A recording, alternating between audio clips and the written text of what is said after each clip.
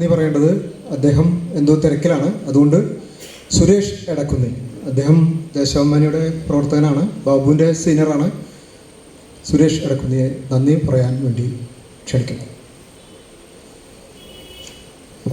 നമ്മുടെ പരിപാടി കുറച്ച് വൈകിട്ടുണ്ട്, അതുകൊണ്ട് നീട്ടി വലിച്ചൊരു നന്ദി പ്രകാശനം ഉദ്ദേശിക്കുന്നില്ല.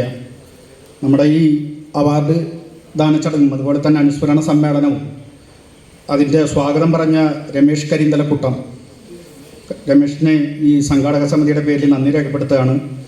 ഈ അധ്യക്ഷനായിട്ടുള്ള നമ്മുടെ പ്രിയപ്പെട്ട സംവിധായകൻ പ്രിയനന്ദന് നന്ദി പറയുന്നു.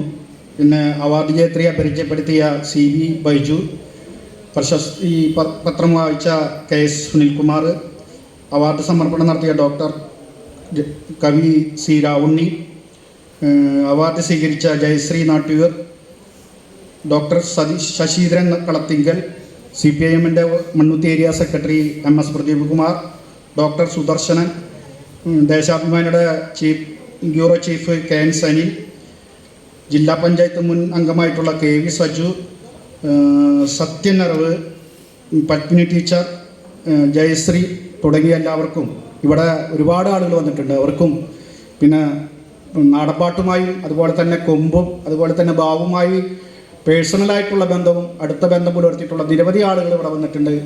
അവരൊക്കെ നമ്മൾ ക്ഷണിച്ചിട്ട് എത്തിയതാണ്. നാടൻപാട്ട് പാടുന്നതിനുള്ള കുട്ടികളുണ്ട്, അതുപോലെ തന്നെ വിവിധ പാട്ടുകൾ അവതരിപ്പിക്കുന്നവരുണ്ട്, കാളകളി കളിക്കുന്നവരുണ്ട്. എല്ലാവരെയും ഒറ്റ വാക്കിൽ നന്ദി പറഞ്ഞുകൊണ്ട് ഞാൻ അവസാനിപ്പിക്കുന്നു.